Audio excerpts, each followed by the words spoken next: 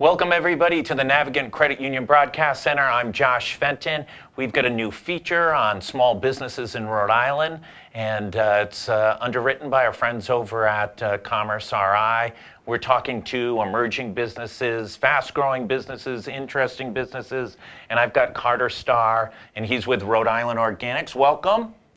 Thank you. Welcome. Thank you for having me. Glad to have you. He just shared with me beforehand the last time he was doing live television was over in the Outlet building for a quiz show back in the, I don't know, a few years ago. For high school, yes. Yeah, for high school. You've started a pretty interesting company. You're a very experienced entrepreneur. You've done a lot of different things. Talk a little bit, give us the overview on Rhode Island Organics. Essentially, Rhode Island Organics started back about 6 years ago, and essentially what happened was a few friends and I, we get together some nice organic green salads from the local farmers market, and as I reached for the salad dressing, I read the label and I was like, oh my God, what am I doing?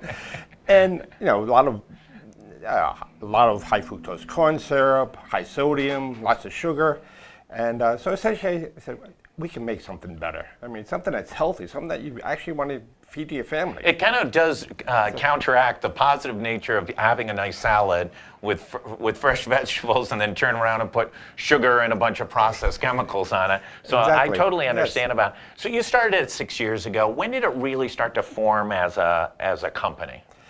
Yeah, we test marketed for a few years, primarily in South County, Rhode Island, and then as it gained traction and we became certified organic and gluten-free, that's probably about 3 to 4 years ago, we started really expanding. We picked up through Whole Foods, Dave's Marketplace here in Rhode Island. Just started also now recently with Roach Brothers over in Massachusetts. Oh, that's great. And so we just keep expanding. We do about 225 plus stores here in New England. So you're not a little tiny company. I mean, 220, you're moving some salad dressing. We are moving quite a bit of salad dressing, but we're still a small company. We've got a long ways to go. And that's what the funding here from Commerce RI really helped us last year. Got us going from, we're in about maybe 70 to 100 stores in the spring of 2017. Now we're into over 225. Sales increased probably in the 50-55% range, and also with Whole Foods, we're up over 300% in 1 year. On store-over-store sales? Store-over-sales. That's great. And how'd you use the money? Was it from increasing your manufacturing? Was it on building the sales force? Primarily to sales force, marketing, getting our brand out there. I have a salesperson that's on the road, knocking on doors, bringing on new accounts, servicing existing accounts, and working with our distributors. And what's the biggest challenge? You know, I mean, I think everybody sort of, you know, everybody watches Shark Tank and envisions themselves as an entrepreneur. But as you know, every day, as a person who's an entrepreneur, every day there's a twist and turn. Talk about some of the twists and turns. Primarily, it's getting our name out, our word out, why we're different than other salad dressings or marinades, sauces, and this way we do a lot of demos, do a lot of farmers markets, because tasting the product really makes a difference. Right. We use extra virgin olive oil. We don't use canola or corn oil or soybean oil. And you know, as I said, no added sugars. But until you taste it, you don't really get a good feel for it. And regardless of how well we make the product and how healthy it is for you, if it doesn't taste good, then it doesn't really matter. So yeah, the marketing can only get you to get that first sampling. After that, the product's got to sell itself. Exactly. And how are you using? You know, I think everybody realizes you've got to use social media. You've got to build email strategies. How are those things going? We're on both Facebook, Instagram, Twitter. I have a Facebook website. We use Instagram quite a bit more now. We just like the format, and it gives us photos. We take photos of recipes or dishes that we've made, sometimes at the different locations where we are, and just put out there and just try to get across some exciting things that we're doing. What have been some of the biggest surprises, the most positive surprises?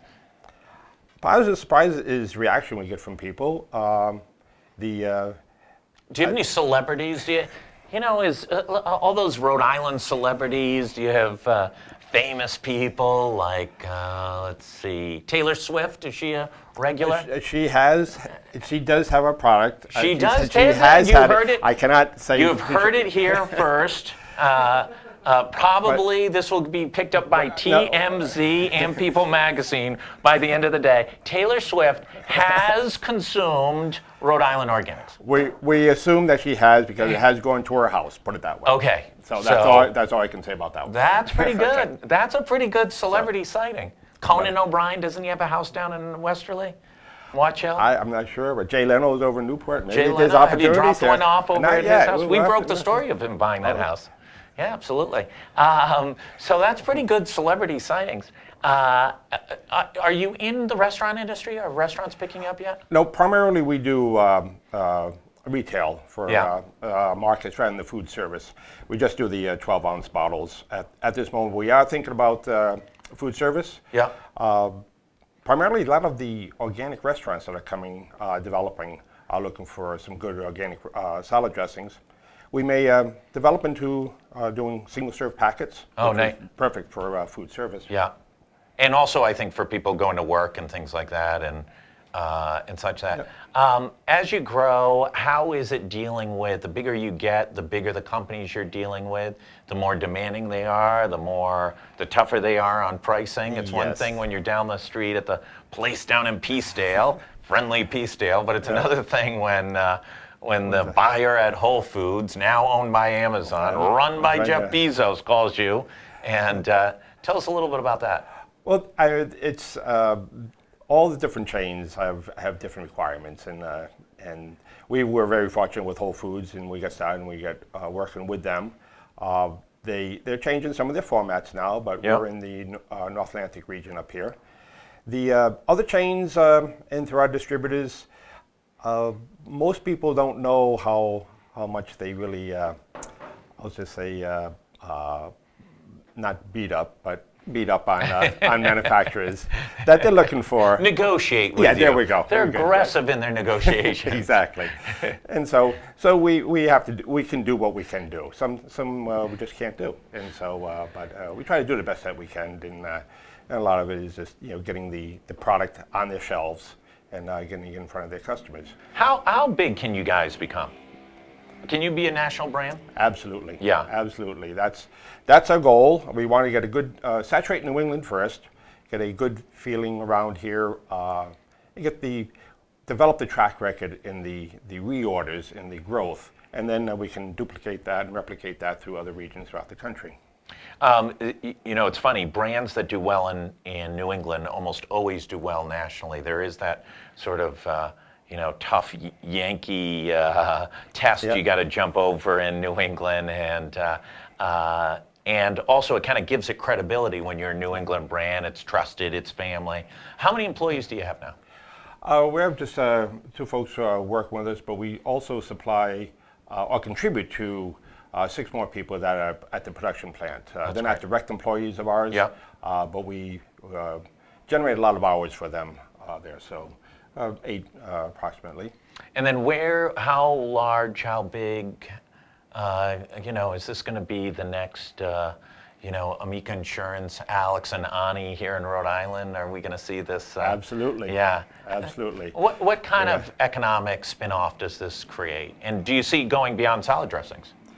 We'd like to get into more of the sauces, marinades, finishing sauces, mostly in a liquid form, some sort of aspect from that. But dipping oils, there's a lot of opportunity. And part of our business plan is to bring out at least 5 new products per year, SKUs and products per year.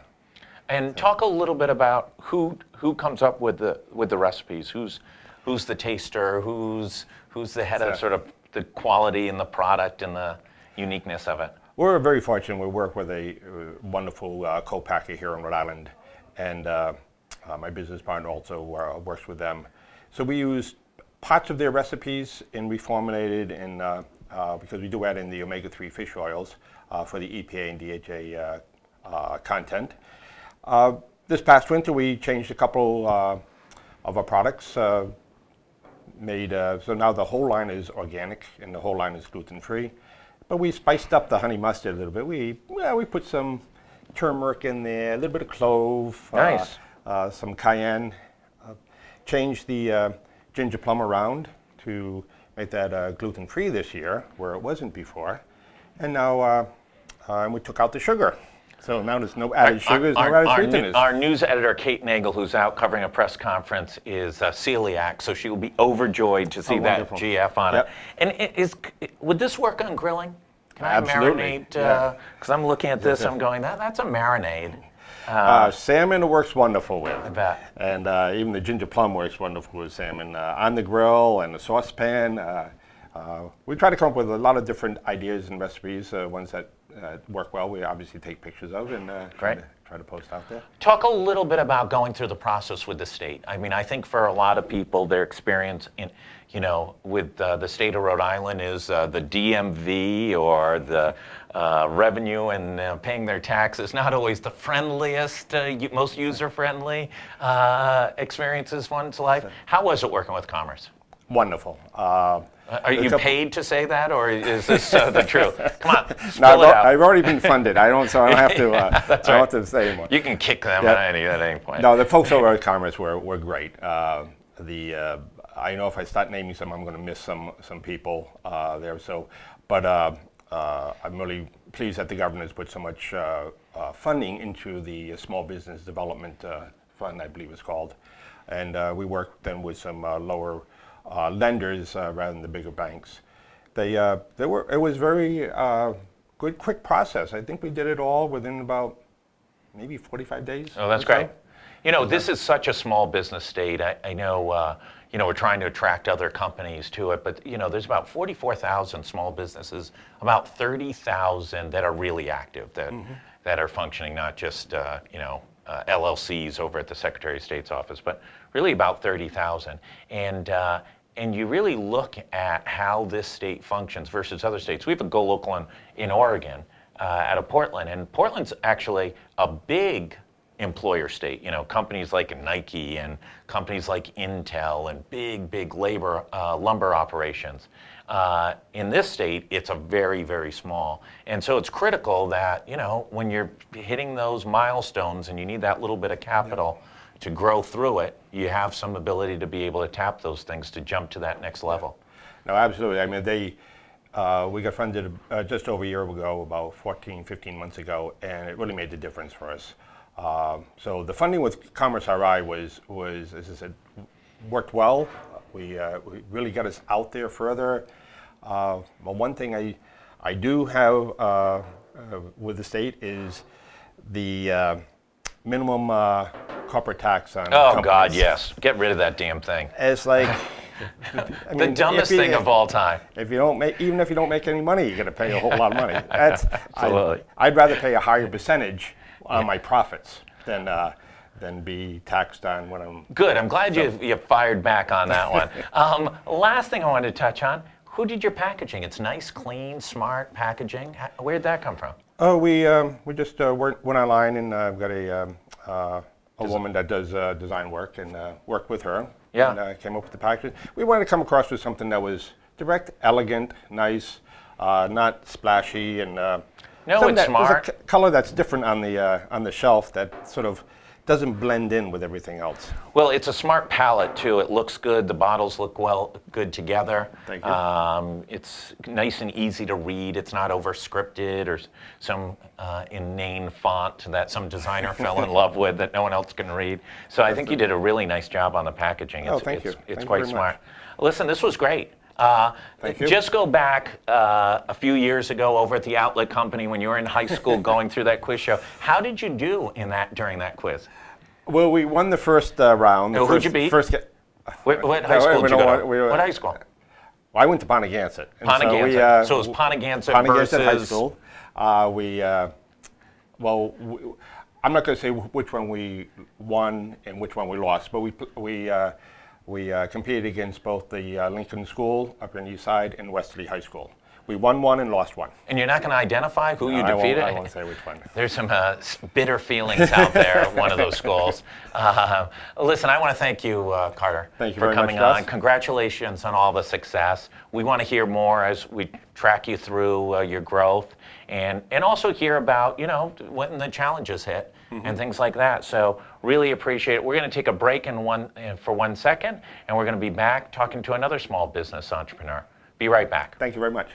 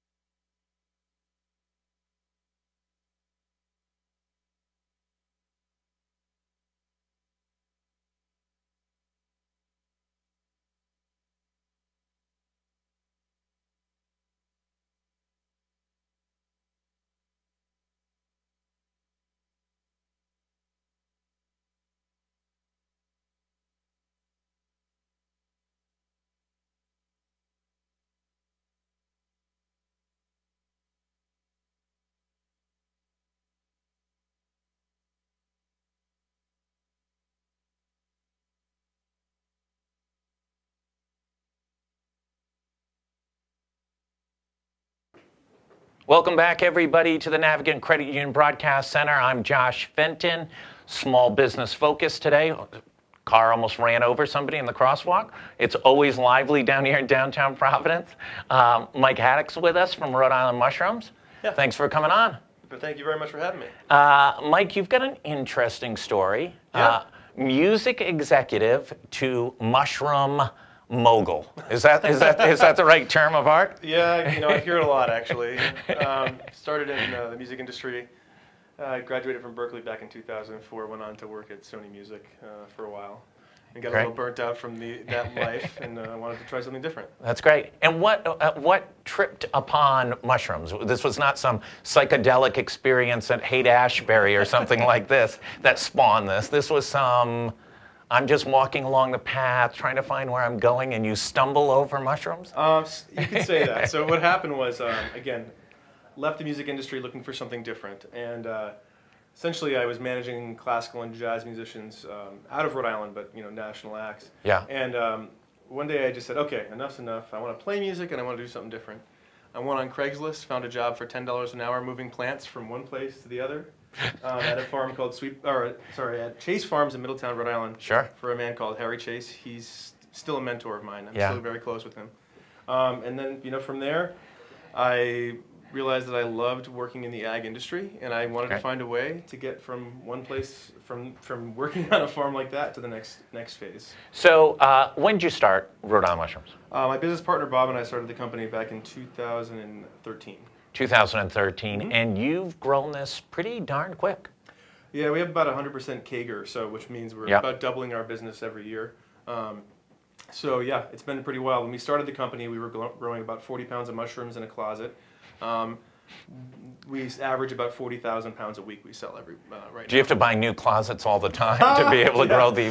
lots of closets. We have to worry about lots of space. But I'll tell you, our walk-in, we needed a big upgrade recently. So, yeah. Talk a little bit about... I know nothing about mushrooms other than I really like eating them. Sure. And, you know, there's a million exotics. Talk a little bit about what the varieties are, and give us a little peek into what the cost difference is and how you're able to monetize these. Sure. So pretty much what we've got here is a multitude of different varietals. We've got maitake, which if you were to give Rhode Island a state mushroom, this would be it. You can find these all over the woods in Rhode Island. Great. These are golden oyster mushrooms. These are brown shimiji and white shimiji. Another name is beach. Shiitake, which everybody knows. Yeah, sure. In most grocery stores. These are piapino, which is a mushroom we started growing when we first started, and we were selling barely any, and now it's actually a pretty significantly moving product. King oysters down here, blue oysters, and then these are kind of a fun mushroom called lion's mane. That really look like coral. Yeah, I mean, I call it the Dr. Seuss mushroom. It has like the Lorax look or something, but It's amazing, has great health benefits, but it actually tastes kind of like seafood. So if you sear Yeah. it off like a scallop, it actually has some of that consistency and flavor. But bottom line, we've got all different types of mushrooms here, and really the way in which a mushroom is monetized comes down to how long it takes to grow. These are all grown in exactly the same way. Really? Yeah, so they're all grown on sawdust, which has been sterilized in a plastic bag. It then takes a little while to get ready to be, you grow the mycelia in the bag, and then you put it in a grow room. So the maitake is the most expensive mushroom you see here. That sells for about $20 a pound. $20 a pound. Mm-hmm. Whereas the shiitake sells closer to like $6. Yeah. And really the difference is time. Yeah. Time and how much we sell. So those are the two pieces. But bottom line, it really comes down to how. Whereas the oysters here, these are less expensive. They're very quick. They take less than 2 months to grow.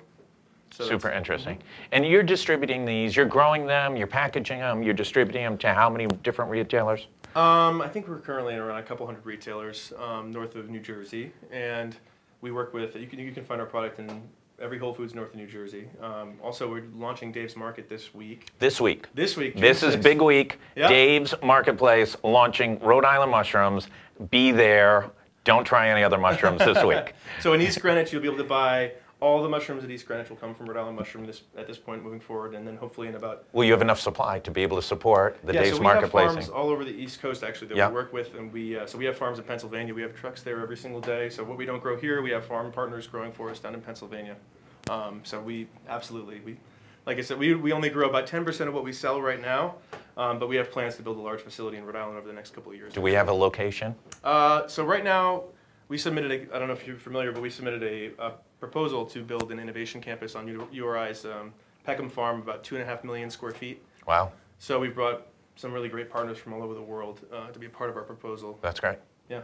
And if they pick the Superman building for the Innovation Center, do you have a solution for that? No. There's got to be a lot of closets in that building. It's 350,000 square feet. Well, this is just one of 14 facilities we're building in the Northeast, so it's like we're pretty focused. We're really hoping Rhode Island comes on board because we're pretty focused on building many of these facilities. So talk about it, listen, I'm an entrepreneur, started a company from scratch. Sure. Talk about some of the challenges.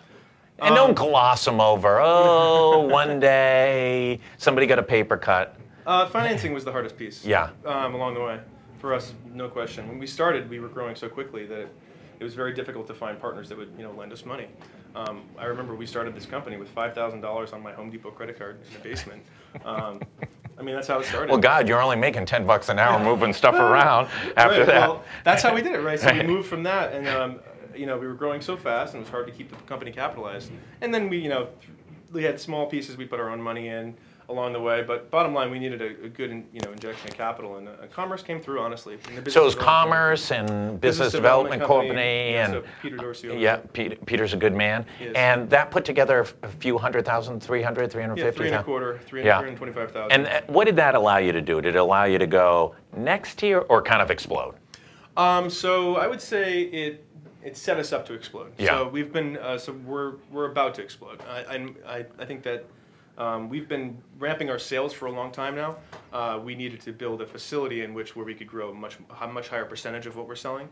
And also we wanted to diversify into other products. So we're going to be growing tomatoes, cucumbers, salad greens. Oh, that's great. All in hydroponics at large scale. So it really set us up to partner with the right people. So we were able to build some infrastructure, some new offices. We built a larger walk-in.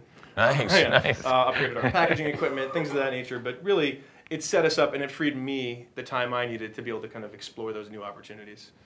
How's Rhode Island been to do business?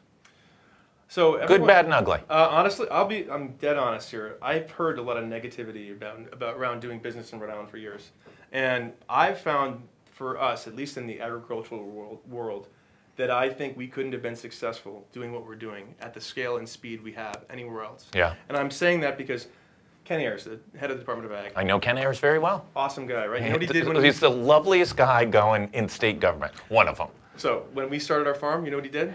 I'd never met him before. He came down and met me. He shook my hand. Totally said, believe you. How do you do this? What are you doing? Now he's always in our corner supporting us.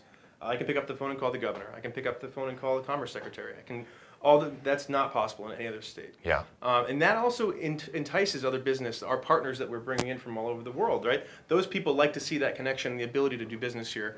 And I think that's changed over the last few years. I think it's been, I've found it a very easy place to do business. Did you grow up in Rhode Island? So I grew up in Barrington, Yeah. and then I left. I went to high school in Wisconsin, and then I went to school, college in Boston at Berkeley, and then went to New York. So Great. and then I finally kind of made my way back. Yeah. That's great. For folks who are, a lot of people are looking at food industries as an opportunity to create a business. Give a couple of pointers to those who might be watching. So all I can do is talk about my experience. And when we started, I looked at what the market had to offer. I said, what is there that has a high value crop for growing that we could do here in the States, in Rhode Island? And I was really looking for pieces. Where were there holes in the market? And I think that's an important thing to look at. Either be innovative, market opportunity, right, or look at holes. Market opportunity. And then the other key is being disruptive. So a big piece of what we're doing now for our new facilities is big energy platforms. So cogen facilities, things of that nature. So you have to find innovative ways of fixing problems in the food industry, because a lot of those problems have already been solved. But you have to be innovative to monetize those, the growing of mushrooms or greens or any of those things, or anything you want to do in a more effective way, especially because we're competing with places like the Midwest and the South, where it's much cheaper to grow them generally. So land's free. Right, you have to find a better way of doing it to be competitive.